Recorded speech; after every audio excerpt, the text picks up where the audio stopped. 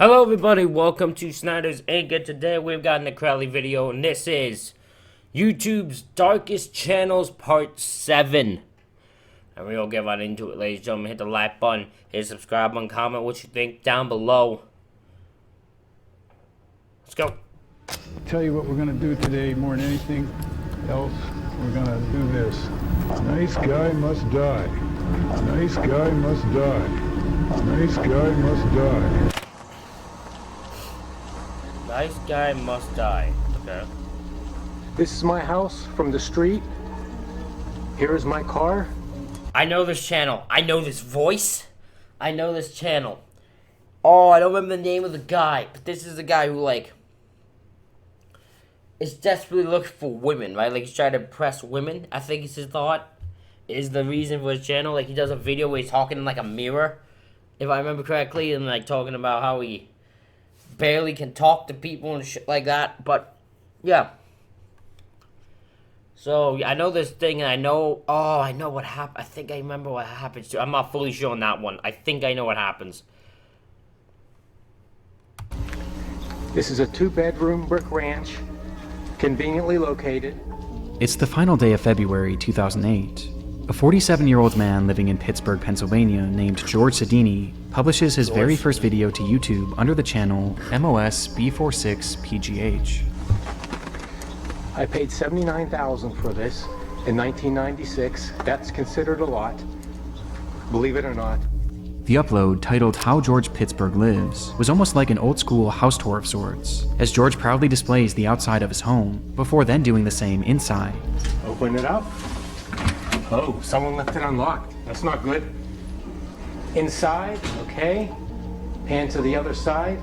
Seemingly making a point of mentioning every minute feature in the otherwise dim and empty home. Here's my big screen TV. It's my computer, couch and chair, they match. Dining room set, shoebox full.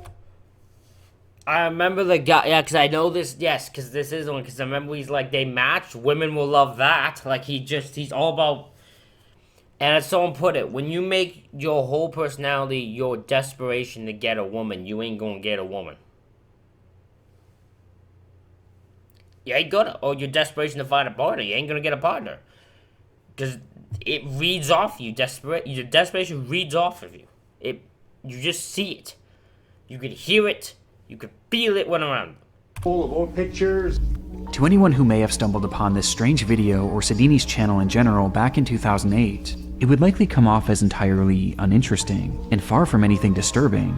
However, to those who find it today, this couldn't be more different, as the account carries with it a layer of disturbing context due to the events that transpired after this first video was published. Events that have since transformed the MOS B46PGH page into one of YouTube's darkest channels. Please meet every woman's dream. Do something so she remembers your name. Keep your mate with you. Make sure he's someone you can trust. Be careful, is all I can say. I'm gonna post this and see what comes back.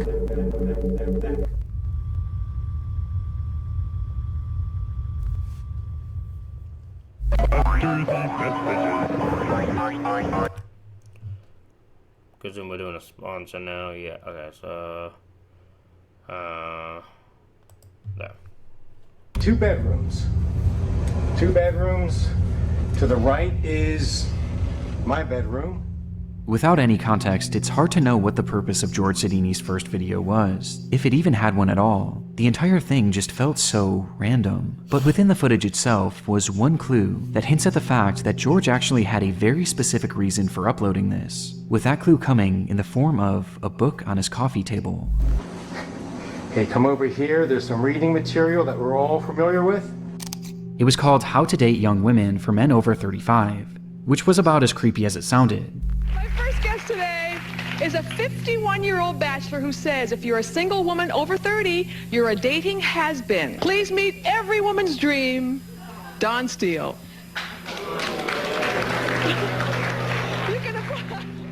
Its author, Don Steele, had made a living as a dating counselor and life coach, creating various books.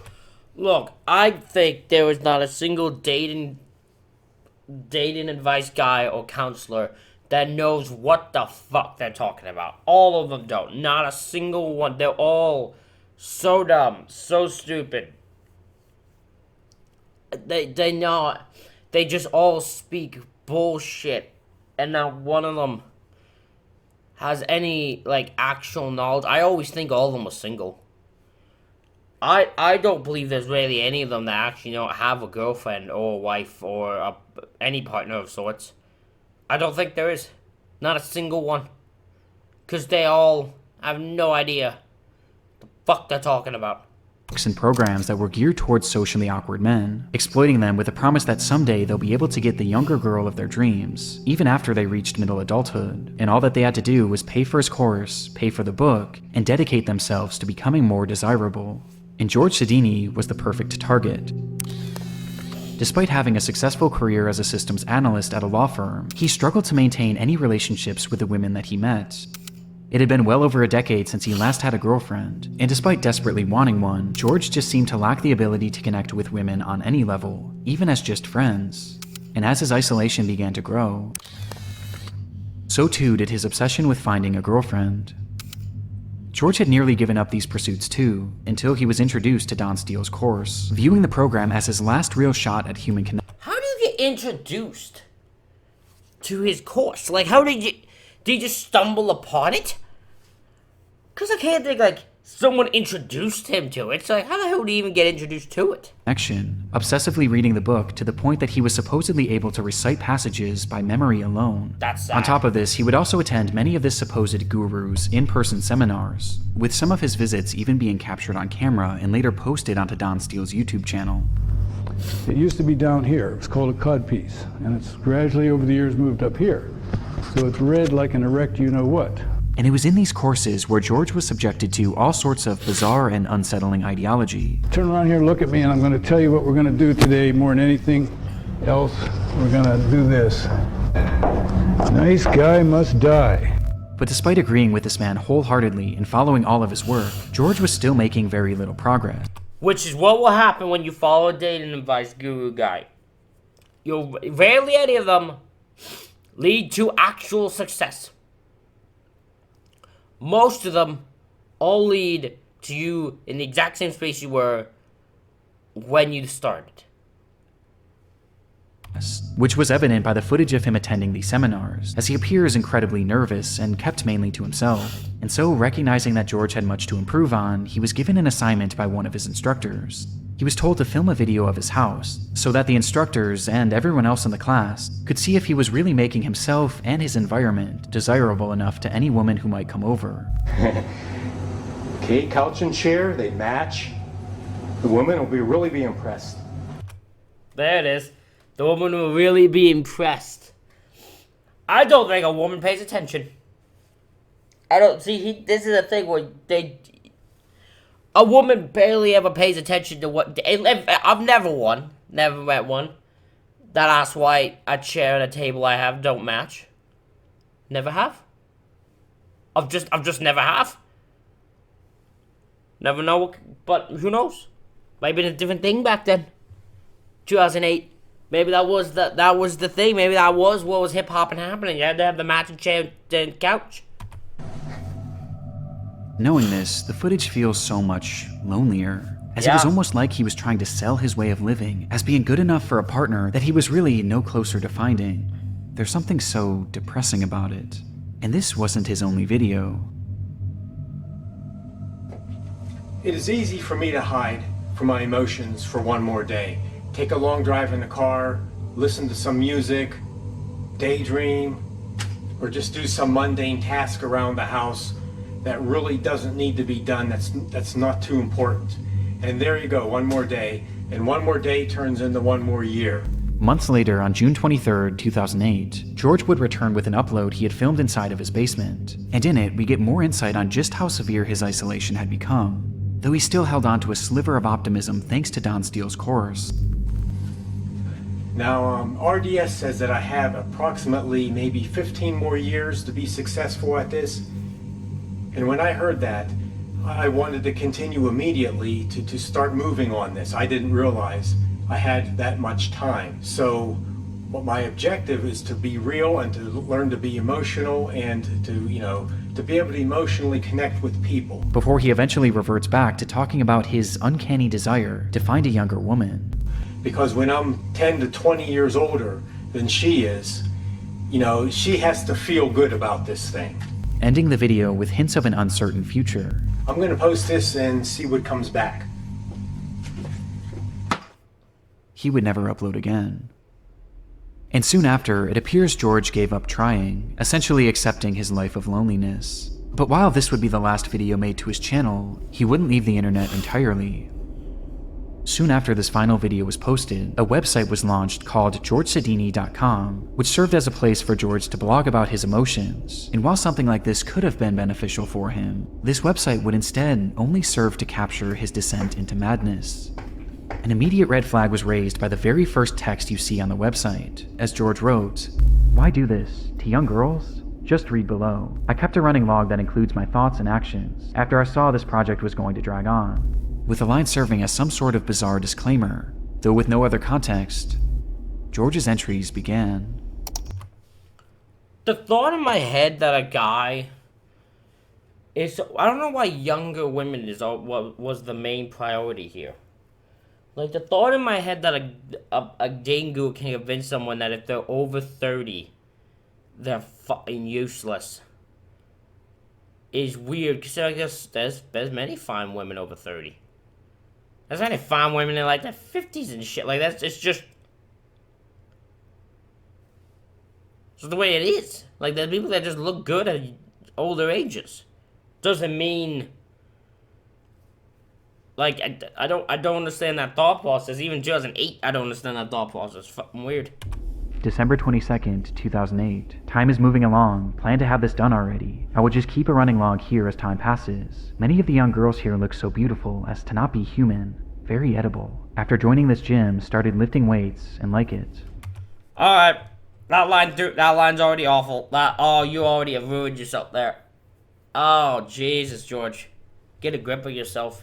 This early post encapsulates what this blog would be focused on: young women he would see throughout the day, his time at the gym, and his plan. This plan was never expressly stated on the website, but it was something he obsessed over, mentioning it in every single one of his posts and dubbing it the exit plan, even going as far as to provide a date and time for it: January 6th, 2009 at 8:15 p.m.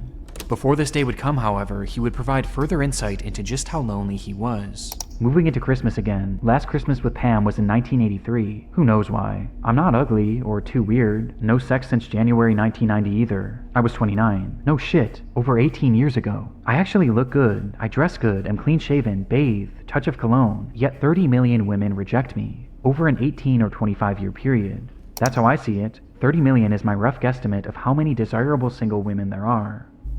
With several other posts of the same nature, the day eventually came for his big exit plan, January 6th, with George writing one message that afternoon. "I can do this. This log is not detailed. It is only for confidence to do this. The future holds even less than what I have today. It is 6:40 p.m., about an hour and a half to go. God have mercy. I wish life could have been better for all, and the crazy world can somehow run smoother. I wish I had answers. Bye." Despite this appearing to be his final post, George Sedini wasn't quite finished, as he would come back only hours later, writing simply, "It's 8:45 p.m. I chickened out. Shit. I brought the loaded guns, everything." Whatever George Sedini had been planning that day, it was clear that his exit plan was something incredibly disturbing, and based on his... Right, about loaded guns. He expected it's supposed to be... He planned to use multiple guns to do the damage on whatever he planned to do. This guy had this disturbed mind led him down a dark path. His use of guns, plural. It was likely not just an exit plan for himself. But thankfully, he didn't go through with it. In fact, he seemed to have dropped the plan entirely, as months would go by without any update to his blog. Though this wouldn't last, as in April of 2009, he began posting yet again, with these entries being even more disturbing. July 23rd, 2009. Wow, I just looked out my front window and saw a beautiful college-age girl leave Bob's house across the street. I guess he got a good lay today. College girls are hoes. I masturbate frequently. He is about 45 years old. She was long-haired, hot little hottie with a beautiful bod. I masturbate frequently. The strangest part of this entire website was, according to those he worked with and the neighbors, they all thought George was normal. A little off, sure, but it appeared that these disturbing thoughts and plans were kept solely in his blog, and solely in his mind. But on July 28th, 2009, this would all change. George had boarded a Port Authority bus that day and took a seat, carrying with him some sort of duffel bag, and as the ride commenced, he unzipped the bag and began to fiddle with something inside of it. An anonymous man sitting next to him noticed this and curiously leaned over to see what he was doing. In George Sedini's hand was what appeared to be a grenade.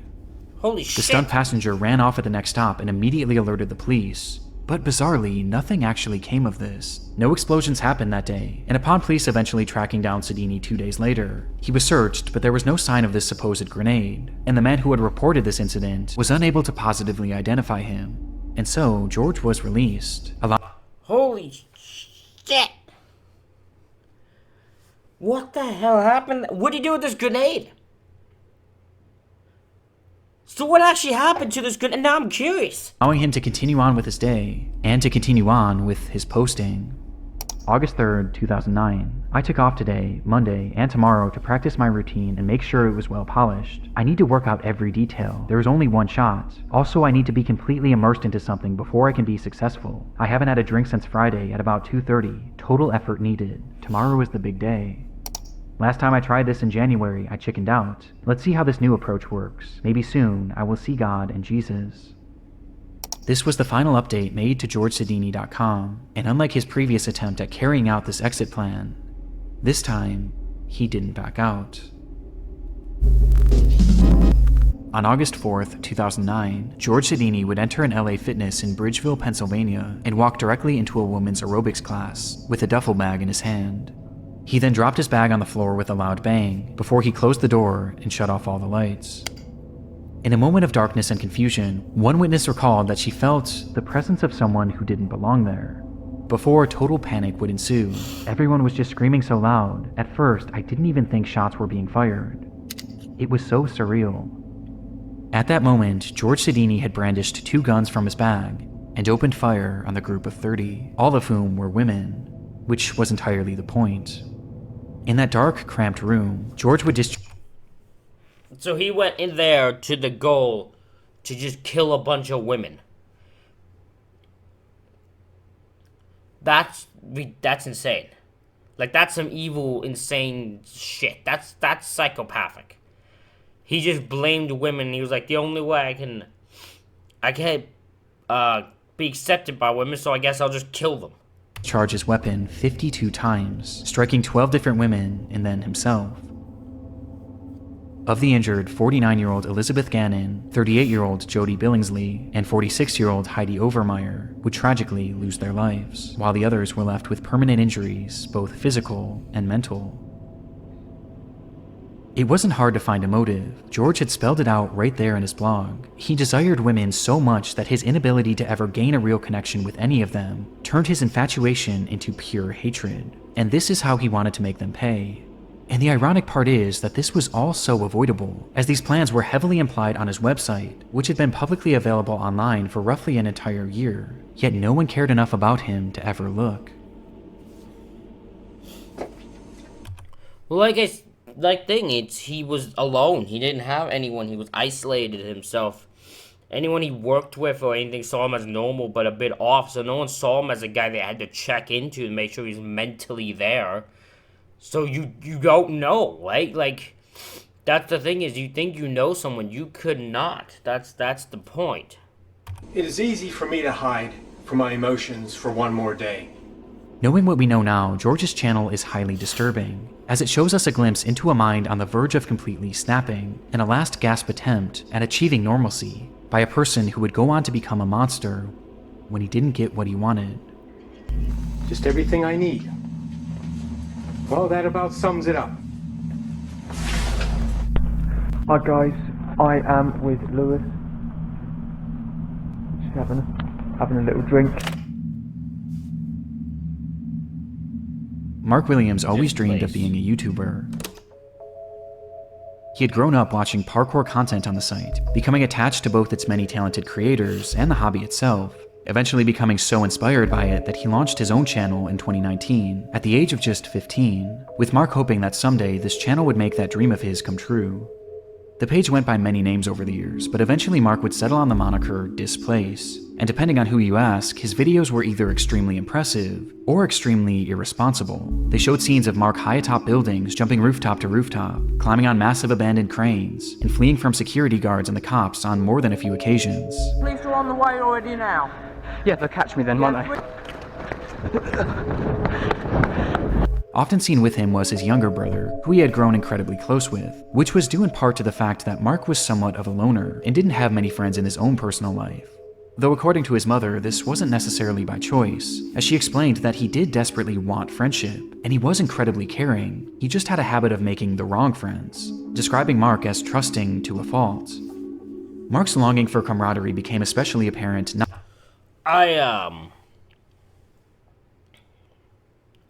I understand this though. I feel like I relate to this more because I don't have many friends. And I dream of being fully successful YouTuber that can like support himself and all that shit. But like, you know, I ain't doing this shit. I ain't jumping from rooftop to rooftop. I don't have that ability. I'll just plummet. But yeah, it's an insane situation to be in that, like, to be doing that, because this can go along in so many ways. This could be somewhat like, is something happened to him, or is it just like, does he film himself and falling to a bizarre, like, falling off of a building? Not long after the launch of Displace, as his brother slowly began appearing less and less in his videos, forcing him to do these free runs by himself, which he implied was something he didn't enjoy nearly as much. My brother, who was part of the channel, Ben, he's not now. I don't think he's coming back at all. He ditched me, leaving me by myself, and I've got a problem with talking to myself as well. This, coupled with the fact that he was dealing with the tribulations of growing up, led to his uploads on the channel becoming more and more sporadic, as he would often go dark for a few months, only to return with the promise of more consistent uploads. Alright guys, don't know if you can see me or not, but I promise you Displace is coming back. That often never came. It was clear that he still longed to be a YouTuber, he just needed some sort of a spark. And sure enough, at the end of 2020, he would find one right in his own comment section. In a since-deleted video, Mark would receive a comment from a man named Lewis Ashdown, who explained that he was a big fan of Mark's content and that he would love to join him in an upcoming video, as they both just so happened to live in Uckfield. It was exactly what Mark had been needing, a friend, and not only a friend, but a friend he could make videos with. And so that's exactly what he would do. Hi guys, I'm back here with Lewis. I wish I could find someone else to make content with. God damn, I can't find anyone else. And we're going to do the water treatment facility in Uckfield on the industrial estate. See you in a sec, guys. From their first meeting on, Lewis became a core part of the Displaced channel, leading to the two growing closer by the day, with Mark speaking about this bond on a live stream in March of 2021. If you're going exploring at an abandoned pub, yeah, keep your mate with you, make sure he's someone you can trust, you know, and be careful is all I can say. Because in the video where me and Lewis climbed the college, you know, I was constantly looking out for him, because he did get dangerously close to some of the edges, but you know, that's what life's about, isn't it? But despite finding his new parkour partner, Mark still had other issues getting in the way of his uploads, as he was now 18 years old, and was facing the reality of having to get a job, forcing him to put his channel on the back burner. Mark discussed this struggle and the many others he was facing at the time in that same March livestream, with his tone about Displace's future sounding less than optimistic. I've been doing some talking with Lewis, seeming like he wants to get back into climbing and stuff. I haven't actually done it since Christmas, and I've got a bad back, right? It's been getting worse and worse lately. Don't know why. I need to go to the hospital and have myself checked out. I am not sure where my channel is going to go. I don't know if I'm going to keep doing these videos. I don't know if I'm going to be doing different videos, or whether I'm going to stop completely. But unlike other times when he had gotten down on his channel, this time he wasn't alone, and his friend Lewis was there to have his back, as he pushed Mark to continue his work, even showing up in the comments of this livestream under the name Moral Unknown, where he went as far as to offer up a potential location that they could film their next video in order to get Mark re-inspired. Will do Buxted Hotel first video back? And sure enough, just days later, the two would arrive at Buxted Hotel to begin filming yet another video. Hi guys, I am with Lewis. Just having a little drink. This would be their last on the Displaced channel, as not even 2 months after it was uploaded, both Mark Williams and Lewis Ashdown would vanish without a trace. It was the waning hours of Saturday, May 29th, 2021. Mark met Lewis at the Maresfield Recreation Ground to have a few drinks and discuss their next potential video. Though once there, it was the drinks that took priority, and very quickly Mark had become intoxicated, leading to him calling his house to tell his aunt, who he had been living with, that he would be heading back now. On the call, his aunt could tell that he was drunk, but Lewis chimed in to assure her not to worry, telling her, "I'll get him home safe," which made his aunt feel slightly better. After all, it was only a short few-minute walk back to the house anyway. Instead, 12 hours would pass, and Mark still hadn't made it back, while Lewis himself also failed to arrive home. At some point during their short walk back, both boys had disappeared. They were reported as missing the very next morning, and the area they were last in was combed thoroughly, though very little was uncovered. Around them had been large pockets of forest and murky bodies of water, leading to some questioning if perhaps the boys had gotten lost, or even had fallen into the water. Though regardless of the theories, as a full 24 hours passed, many began to fear the worst, until something strange happened. Reports began pouring in from witnesses claiming to have seen Lewis. Some thought they saw him leaving a local pub the morning after he supposedly had gone missing, while others had seen him at a local movie theater, seemingly completely unaware that the whole town was looking for him. These sightings introduced the possibility that the boys were perhaps runaways, causing several pleas to be made throughout the press, begging them to come back home. But it would be the police who would find Lewis first, tracking him down at his friend named Liam Hansen's house. There, the cops fired off a barrage of questions, as they not only tried to get answers as to where the boys had been, but more importantly now, they needed to know where Mark was. Throughout all the sightings, it was only ever Lewis that had been spotted, and even now, after searching this friend's home, Mark wasn't there either. So where had Mark Williams gone? Well, Lewis himself offered very little, outright refusing to speak on the boys' whereabouts. But his friend Liam wasn't so quiet, as when he was questioned separately, he claimed to know exactly what had happened on the night of May 29th, 2021, the day in which both boys had disappeared. And he knew because Lewis had told him. According to the boy, the night that Lewis and Mark had met at the park, Lewis poured a cocktail for his friend, and then another, each one stronger than the last, causing Mark to become drunk almost immediately. Realizing he was drinking too much, Mark told Lewis that he had enough, but Lewis persisted, outright demanding that he keep drinking, leading to Mark begging Lewis to let him stop. At one point, Mark's pleas finally caused Lewis to back off, as the boy instead agreed to make him a non-alcoholic drink, only for him to fill the cup with even more liquor when Mark wasn't looking. By 11:30, Mark could barely stand, prompting him to make that phone call to his aunt, letting her know that he would be back soon. Meanwhile, Lewis had been so preoccupied with getting his friend drunk that he was still fairly sober at this point, and in his sober state, he promised Mark's aunt that he would get him home safe. Seconds after that phone call ended, Mark hunched over to vomit, which is precisely when Lewis pulled a large kitchen knife from his pocket and plunged it directly into Mark's back.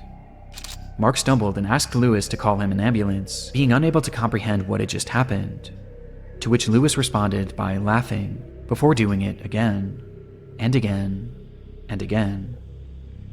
This is what Lewis had told Liam in the days after the— Why? Like, what reason would he like, was this the plan all along? Like, he saw this guy, like, he was someone who probably wanted to kill someone, with all this thing, like, wanted the urge to kill, so he was just found this guy, he's like, yeah, oh, he lives where I live. Oh, I could manipulate him and get him to find a way to kill him, yeah. The alleged attack, but as Liam recounted the story to the police, he made it clear that this wasn't just a tall tale, as he had actually seen it for himself. When Lewis had told him the story, he pulled out his phone and put it up to Liam's face, revealing that he had filmed the entire ordeal. And sure enough, when police searched Lewis's devices, they would find that footage, though it was far worse than they ever could have imagined. On Lewis Ashdown's cell phone were 7 total videos depicting the attack, with the footage spanning nearly an hour in total, during which Mark had been stabbed 107 times, on top of having a number of other sadistic— That's insane. Legitimately, that's insane. Like, that's... This guy's psychotic. There is no need for that. things done to him. And all the while, it was said that Lewis was giggling manically. When asked about what he had seen in those recordings, Liam provided further detail on just how awful the attack was, recounting that he ripped Mark's eyes out. Proper psychotic stuff. I was going into shock. I was shocked how he came out with it. I wanted to run and tell someone. This was clearly not a normal crime. It displayed a level of evil and hatred that goes past human comprehension, and due to its brutality, police assumed that surely something must have happened between these two to breed so much hatred inside of Lewis. But according to Lewis, this wasn't actually the case. Instead, he stated that he had simply found Mark to be annoying, and that he had been wanting to kill him for some time because of this. That's insane! You're telling me I feel like I'm Mark here. I'm Mark. I feel like I'm Mark just alive. Like, it would not surprise me if they were friends who found me so annoying that they wanted to kill me. It wouldn't surprise me. Oh my god. And had just been waiting for the right moment. Plus, he always wanted to know what it was like to kill someone. And that was it. That was his entire motive. Lewis Ashdown would be arrested the day he was found and later sentenced to life in prison, with parole eligibility in 25 years, while Mark's body was found dumped in a nearby body of water and eventually given a proper burial. Hi guys, I'm back here with Lewis, and we're going to do the water treatment facility. With this context, Mark's channel is utterly devastating. All he wanted was a friend to film videos with, but sure enough, as his mother had warned, he was trusting to a fault. If you're going exploring at an abandoned pub, yeah, keep your mate with you, make sure he's someone you can trust, you know, and be careful. Which brings us to a disturbing revelation. Just months before he would kill Mark, Lewis was the one that encouraged him to get back out there and film with him, and based on his testimony that he had been wanting to kill Mark for a long time, it makes it very clear that he was doing this not to be a good friend, but to get Mark alone in an isolated spot, so that he could carry out his plan. And adding more weight to this theory, Like, if you found him annoying, just stop being friends with him. Just stop being friends with him. You don't have to be friends with him. You don't have to make videos with him.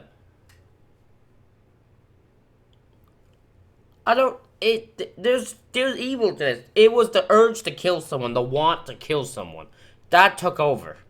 when they visited the Buxted Hotel, which Lewis himself had suggested during the livestream, Mark was uncharacteristically drunk. Hi guys, I am with Lewis. Just having a little drink. Okay, so we'll smash this after we smash these. Which was never really part of his channel before that upload. And Lewis was uncharacteristically nervous. We're going to do a couple more bangers. Can't tell you what they are in case anyone's watching that shouldn't be watching. Who's watching? Well, no, I mean watching the videos. Because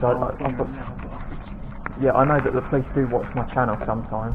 Paranoid even of being caught by the cops, despite being totally unfazed in previous videos, where in some he was literally being chased by security guards. And coincidentally, by the end of this video, we get an indication as to why Lewis was so nervous.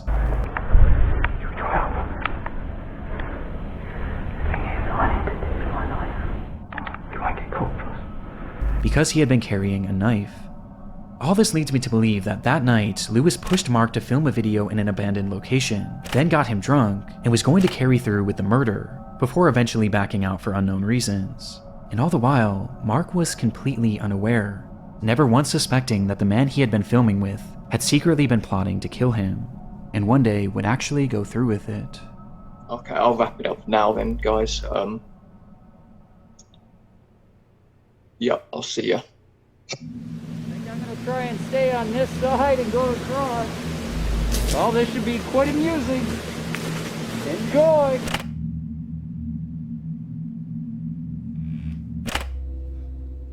Joshua Brown started his YouTube channel back in 2010, a time when many individuals, including himself, used the site to upload random videos offering momentary glimpses into their lives.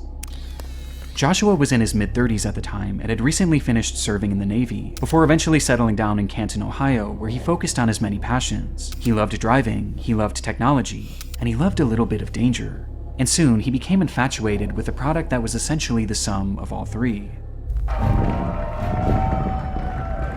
Tesla.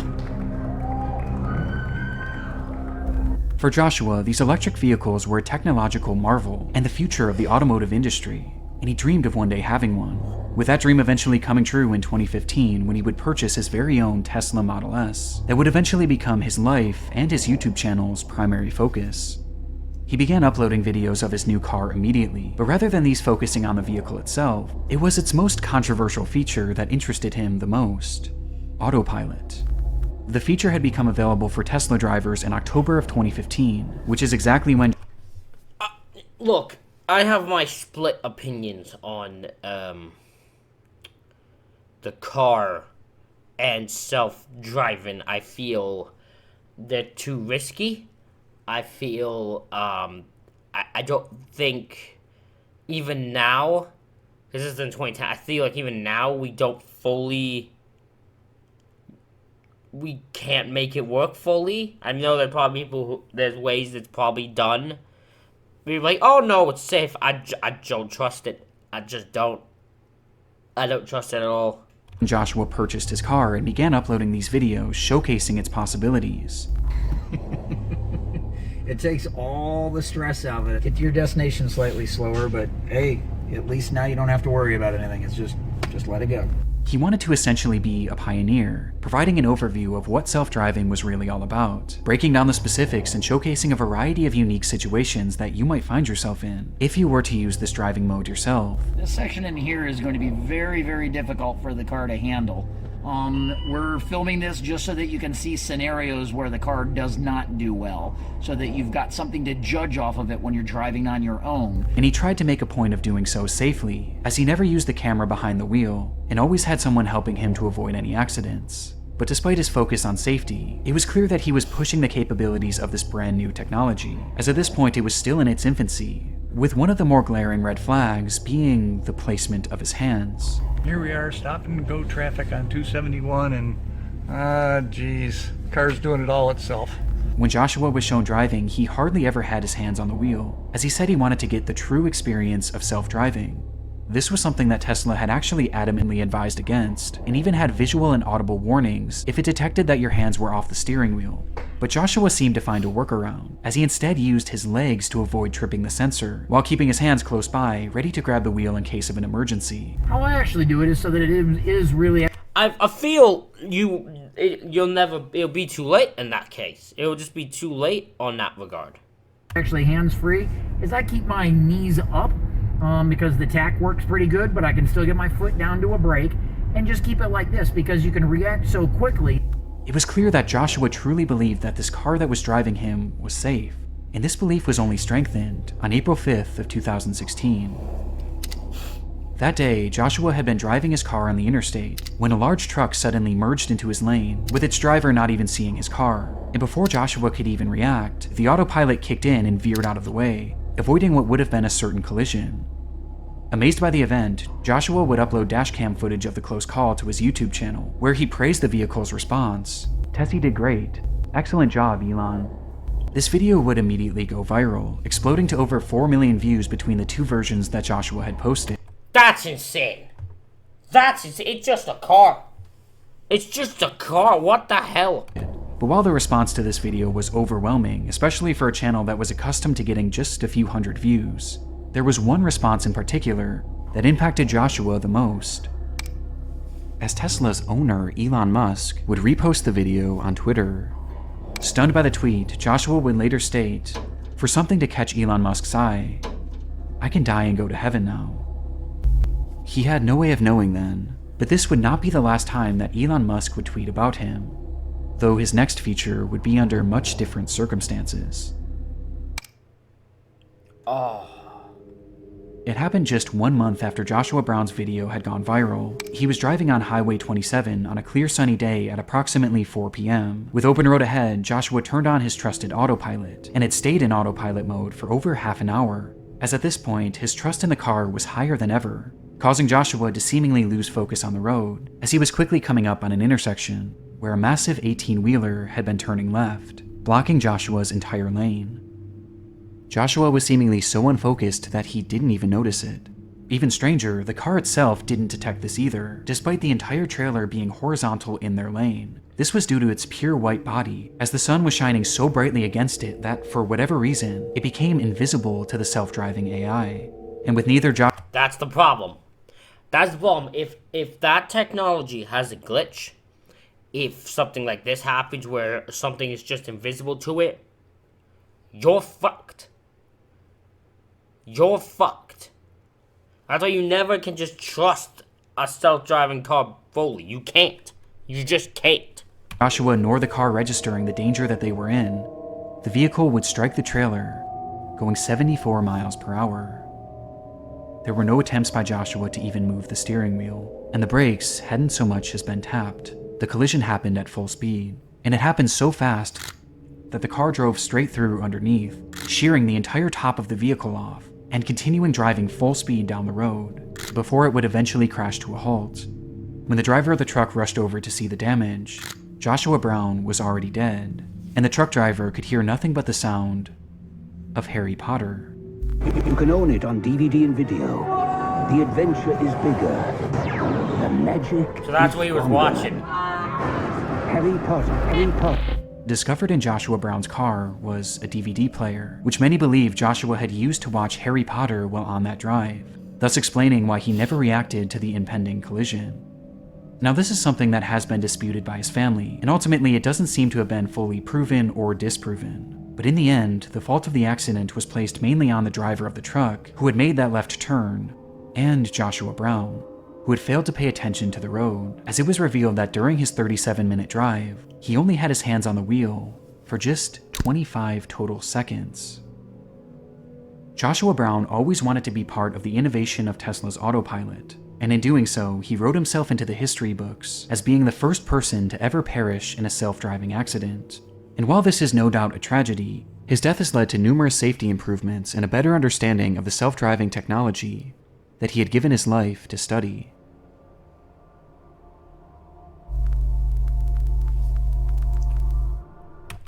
Ladies and gentlemen, that is it for this reaction video. Let me know what you think in the comments. Hit the like button, hit the subscribe button. Thank you all for watching.